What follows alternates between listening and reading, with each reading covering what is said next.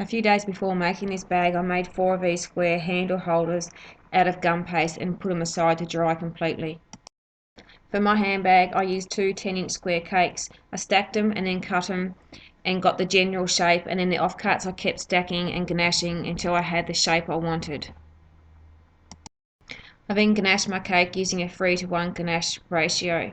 That's 3 parts chocolate to 1 part cream. I smoothed it using soft offcuts of acrylic or plastic. Next I used a sharp scalpel blade and just trimmed a little bit off the top and made a little flat surface, and that's where our zipper is going to sit.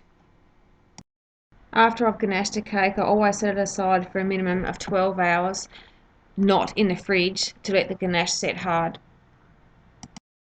Okay, next we're going to make the KK badge for the front of your handbag. Okay, I just roll out a small amount of gum paste into the size I want my badge and cut it into the shape that you want. Using a really sharp knife or pair of pliers, I've cut off a small amount of kebab stick, and this is what we're going to use to emboss the KK. Using the ruler, I found the centre of the piece of gum paste. Slightly right to the centre mark, I've pressed in the piece of kebab stick and made our first impression. Keeping your ruler in place so you know the next impression is going to be level, make the bottom line of the K. Now we're going to do the other K, so slightly left to the centre mark, you're going to do the other K. Keeping your ruler in place, make the next part of the K the same way as you did the last one. Turn your gum paste around and reposition your ruler again so that you can keep the K's again in line. Make your last 2 indents on both of the K's. If you have an airbrush it the colour that you wanted. If not, use some luster dust and pure alcohol or vodka to paint it. Without touching the wet paint, set it aside somewhere until we're ready to use it again. Next you're going to make the 4 decorative strap holders. Now I forgot to take step-by-step photos of this, but it's all quite straightforward. You can use something smaller than the rectangle cut that you've made to emboss the centre like I did, or just cut the rectangle out and then use your squeegee gun and pipe a piece out to run around the outer edge. Cut into the top of the rectangle so it's narrower than the bottom, as you can see in this picture. Now grab the 4 little square rings that we made earlier and feed the top of this rectangle strap through it so it looks like it does in the photo. Do this step another 3 times.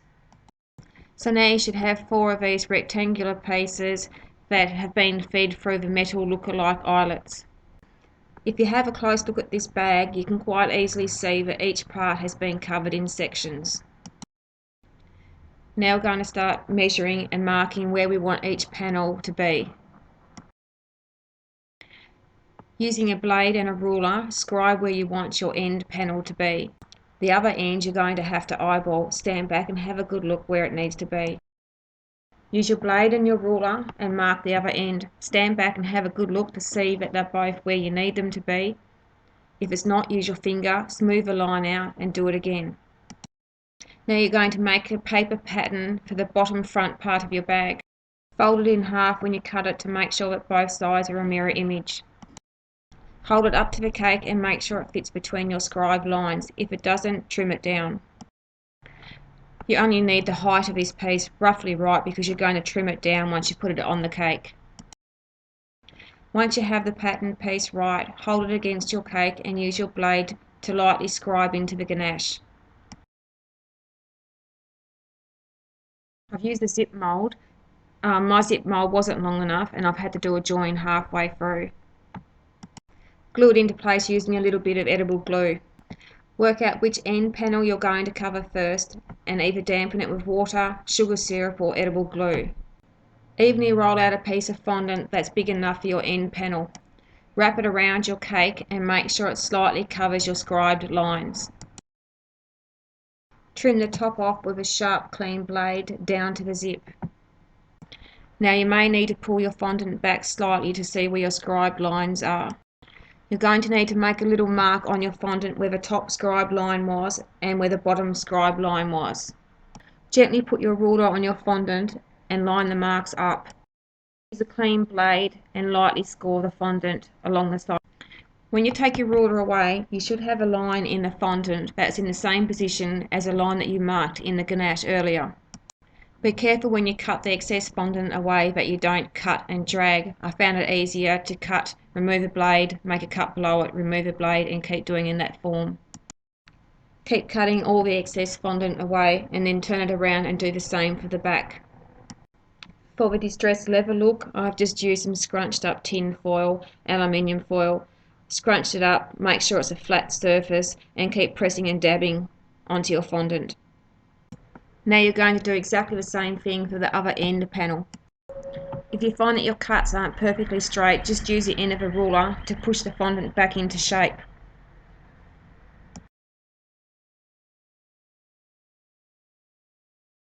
Now use your stitching tool to run around the top edge around the zip. Okay, now that you have both ends covered, we're going to do the front bottom section. Roll out a piece of fondant the same thickness as what you rolled earlier for your end sections. Put your pattern on top of your fondant and use a clean blade to lightly scribe the pattern into your fondant. Remove the pattern and now you're going to carefully cut the pattern piece out. Don't worry about the bottom, we're going to trim that off once we've put it onto the cake. Dampen the bottom section of your cake with sugar syrup or edible glue. Put the piece on your cake, trim the bottom up and use your stitching tool to follow the top contour of your pattern. Roll a piece of fondant out the same thickness as the other sections that you rolled previously. Again, dampen your cake with sugar syrup or edible glue. Gently drape your fondant over your bag. Now very carefully smooth it down. When you do this, the ridges from the end panels will show through. Along that ridge that you can see, trim the excess fondant away. Once you've done that, trim up the bottom of your cake. Once you've done this, grab your scrunched foil and start dabbing to get that distressed leather look again. Use your stitching tool and run down the edge of that panel on both sides.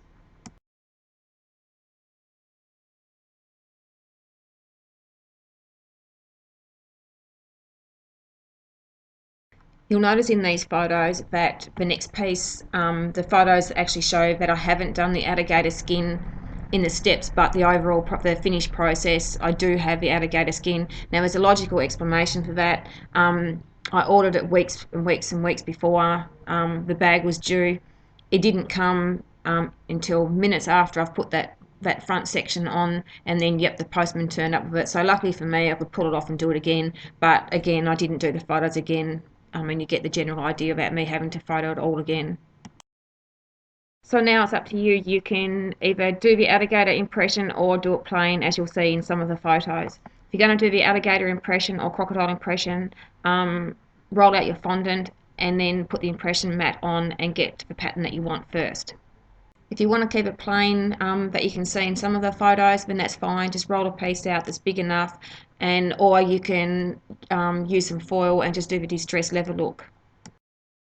Whichever way you're doing it, once your piece is rolled out, then again dampen your cake, that section of your cake, with either sugar syrup or edible glue. Gently drape your fondant over the front of your cake. Again, you'll be able to see the ridges from your underneath pieces of fondant show through. So grab a clean sharp blade and start cutting the excess fondant away. Once that's done, if you like, grab your foil and do the distressed leather look. Next, I've cut a piece of fondant out slightly bigger than the KK badge. I used edible sugar glue to glue it into place, and then again I've used edible sugar glue to glue the KK badge onto the middle. Make sure you use a ruler and measure up where the centre of your bag is though. Use a ruler and measure how far from either side of the badge you want your handbag strap holders to go. Use a tiny bit of sugar glue and glue them into place, but make sure that they're evenly spaced apart and they are parallel up and down. Next, I've taken a small sausage of fondant and fed it onto an 18 gauge piece of wire. Lay it on your bench and use the palm of your hands to gently roll and feed the fondant up the wire until it's the thickness that you need. Make sure that you keep rolling until it's an even thickness sausage all the way through. Do the same thing for the second handle. Use a pair of scissors or a sharp blade and just trim each end of the fondant so the end of each handle is a clean cut. Now we need to curve the shape of the handles. Now remember, you can't touch the fondant or you will leave finger marks in it and flatten it out. So carefully holding each end of the wire in both hands, slowly bend the wire in to get the handbag handle shape. Same thing with the second handle, and then hold them against each other and check to see if they're the same. You may need to bend another one a bit more and just keep going until you get them to the same curve. You also need to make sure that each end of the wire has a good 1.5 to 2 inches without fondant, because this needs to go into the straws that we're going to insert shortly to hold the handles.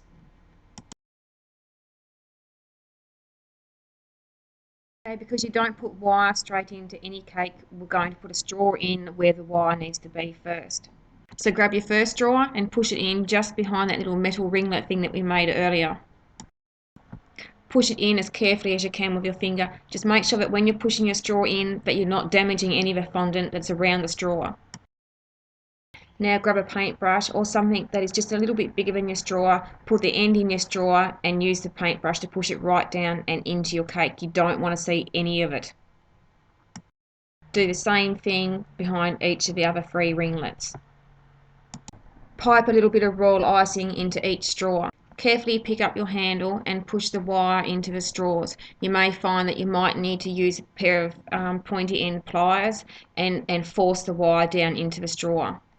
Make sure it's pushed all the way down so the fondant on the handle is actually touching your cake.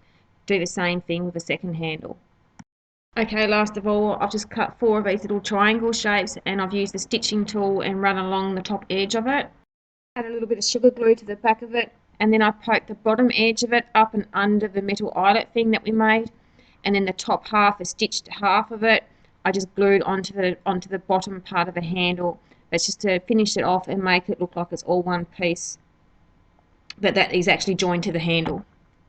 Well, that's it, guys. I hope that, although it's not a comprehensive tutorial, that it does give you an idea of how to go about making a bag.